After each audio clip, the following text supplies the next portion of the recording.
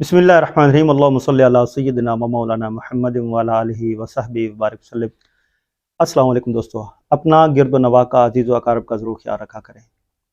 पाकिस्तान, इस्लामी जमहूरिया पाकिस्तान और यहाँ पे वफाकी शरई अदालत और ये सारी चीज़ें, और सबसे बड़ा मसला, सबसे बड़ा नासूर जो सूद है उसकी ऊपर बात करें तो सूद के लिए जो यहाँ पे पैरामीटर्स बनाए गए, सूद के लिए ख़िलाफ़ जो यहाँ पे तहरीकें चली, सूद के ख़िलाफ़ जो कानून बनाए गए, वो जूं के दूं वहीं के वहीं रह जाते होते हैं। हमेशा यही चलता है।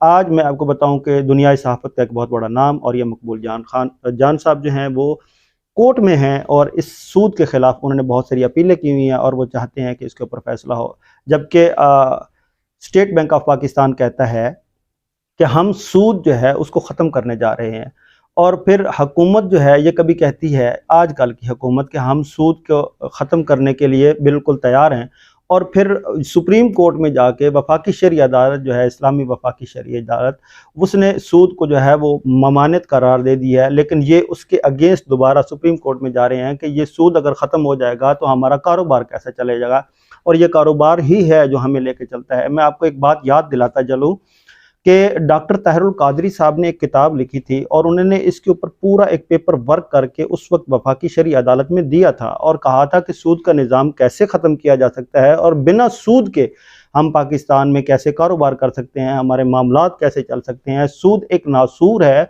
और इस सूद की वजह से हमें बहुत सारी परेशानियों का सामना करना पड़ता है। ना तो हम अपने दीन के साथ, इंसाफ के साथ चल रहे हैं, और ना ही हम अपनी ज़िंदगी जो माशरती ज़िंदगी है उसकी में इंसाफ के साथ चल रहे हैं। उस वक्त डॉक्टर ताहिरुल कादरी साहब ने जो दिया था पेपर वर्क करके और सारा एक प्लान बनाया था कि इस तरह करके हम इस सूद से निजात हासिल कर सकते हैं। लेकिन बदकिस्मती से जो ये हुक्मरान हैं या हल्का इक़्तिदार था या ये जितने भी स्टेक होल्डर हैं, उनको पता है कि अगर वो निज़ाम चलता है पाकिस्तान में तो इस्लामी जमहूरिया पाकिस्तान असल मायनों में पाकिस्तान का जो असल है, ला इलाहा इल्लल्लाह मुहम्मद रसूलुल्लाह सल्लल्लाहु अलैहि वसल्लम के नाम पे बनने वाली ये रियासत जो है, ये तो इस्लामी नफाज की तरफ शुरू हो जाएगी, चलना शुरू हो जाएगी।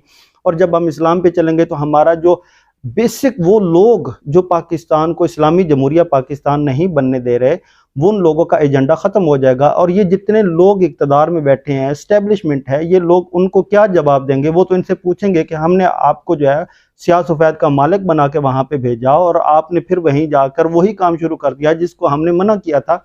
हम नहीं चाहते कि पाकिस्तान जो है वो खुद मुख्तार हो, पाकिस्तान की सालमियत बरकरार रहे, पाकिस्तान में इंतशार ख़त्म हो जाए, पाकिस्तान में इत्तफ़ाक़ मोहब्बत हो जाए, पाकिस्तानी मुआशरा जो है वो खुशाइंद हो और इखलाक के साथ, मोहब्बत के साथ एक दूसरे के साथ रहे। यहाँ पे तो शुरू से ही पाकिस्तान में इंतशार को हवा दी गई, मुख्तलिफ तहरीकें चलाई गई, जो कोई भी अच्छा काम करता है उसको ख़त्म किया जाता है। आपके सामने है पाकिस्तान में जो तहरीकें चलती हैं, दो शख्सियात ऐसी हैं जिसको मैं सलूट पेश करना चाह रहा हूँ। आप हमेशा देखें, डॉक्टर ताहिरुल कादरी साहब की जहाँ तक बात करें तो उन्होंने इस कौम को शऊर देने के लिए, जब मैं अक्सर जिक्र करता हूँ कि 23 दिसंबर 2012, क्योंकि वो एजेंडा ऐसा है जो पाकिस्तान का एजेंडा, वो एजेंडा ऐसा है जो गरीब अवाम का एजेंडा है, वो मंशूर ऐसा है जिसके ऊपर पाकिस्तान जो है आगे जा सकता है। उन्होंने कहा था कि सियासत नहीं, रियासत बचाओ। आज हम सियासत सियासत सियासत बचा रहे हैं, सिर्फ और सिर्फ रियासत का किसी को फिक्र ही नहीं है। रियासत डिफॉल्ट करती है, कर जाए, रियासत तबाह होती है, हो जाए, रियासत के ऊपर कोई काबिज होता है, हो जाए। उन्होंने जो शऊर दिया, जो लोगों के अंदर दिमाग में ये बात आई कि नहीं, पाकिस्तान है तो हम सब कुछ हैं, पाकिस्तान बचाने के लिए, मुहब्ब वतन पाकिस्तान होने के लिए बहुत सारे नारे लगे, लेकिन वाहिद वो हस्ती डॉक्टर ताहिरुल कादरी हैं जिन्होंने सही मानों में पाकिस्तान के लिए जद्दोजहद की और ये शऊर दिया।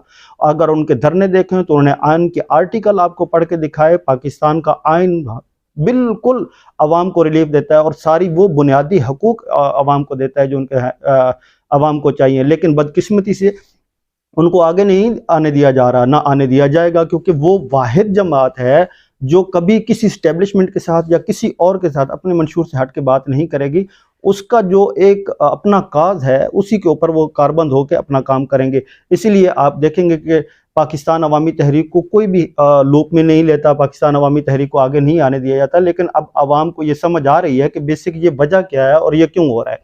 दूसरी तरफ इमरान खान साहब की मैं बात करूं तो इमरान खान साहब ने इन लोगों को वो उम्मीद दिलाई है जो लोग शिकार थे पिछले 3 दहाइयों से इन लोगों के साथ के یہ جو ہیں نون لیگ والے وہ کبھی اقتدار میں آ رہے ہیں، کبھی پیپلز پارٹی والے آ رہے ہیں، چھوٹی جماعتیں ان کے ساتھ مل جاتی تھیں، یہ سارے کام کرتی تھی. یہ سارے معاملات اب آشکار ہوتے چلے جا رہے ہیں، اور پاکستان میں جو یہ نظام ہے یہ بری طرح سے آشکار ہو چکا ہے اور بالکل سب کے سامنے عیاں ہے. یہ وہ نظام بدبودار نظام ہو چکا ہے. میں تو اب کہتا ہوں کہ اس نظام کو تیزاب کے ساتھ دھونا چاہیے تاکہ اس میں جتنی غلاظتیں ہیں وہ جل جائیں اور ختم ہو جائے، اور پاکستان میں ایک اچھا صاف شفاف اور عوام پاکستان کو ریلیف دینے والا نظام جو ہے وہ بنایا جائے.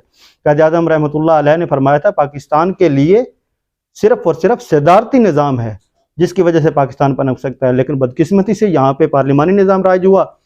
ایم این اے جو ہے خریدے جا سکتے ہیں، حلقہ آبا بنا ہوا ہے، چھوٹی چھوٹی ریاستیں بنی ہوئی ہیں، جو ایک M N A M P A کسی کے ساتھ جڑ جاتا ہے وہی اقتدار میں ہوتا ہے. تو یہ وہ بددیانتی کا نظام ہے جو شروع ہوا.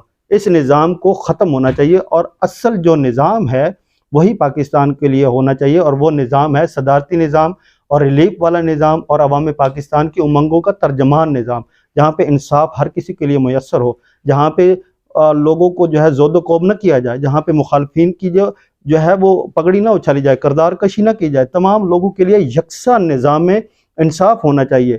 یہ چند باتیں تھیں، میں نے چاہا آپ کے ساتھ شیئر کروں. اپنا اور اس چینل کا ضرور خیال رکھیں. مجھے دیں اجازت. السلام علیکم.